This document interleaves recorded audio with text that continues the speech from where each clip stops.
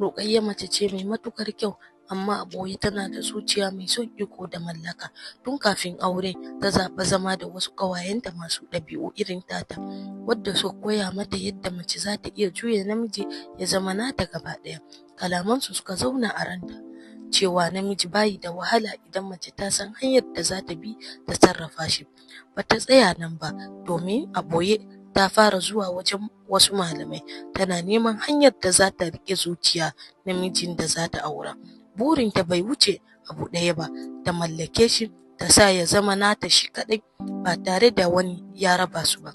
Da ta auri Ahmad, saurayi mai kirki da son iyalai, sai ta fara wasa da hankalinsa a hankali. Da farko ta nuna masa soyayya sosai, kulawa, tausayi da kalamai masu daɗi.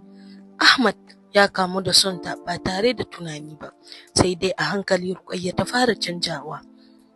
Ta daina bayyana farin ciki, ta fara bakanta rai a kankanin abubuwa, tana kuka tana zargin shi da rashin kulawa.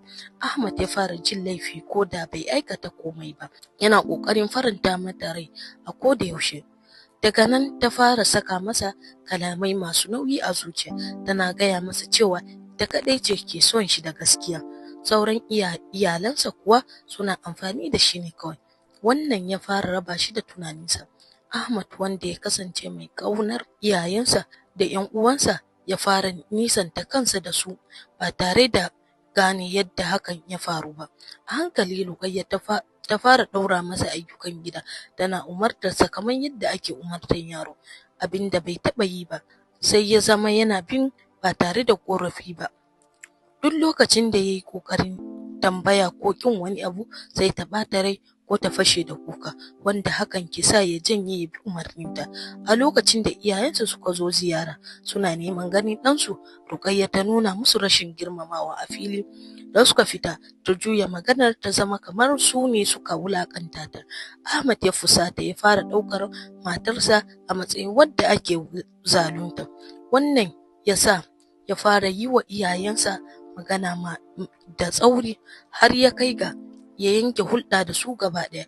A ɓoye kuwa Ruqayyah ta ci gaba da zuwa wajen malamai, tana kara neman hanyoyin da za ta ɗaure zuciyar gare ta.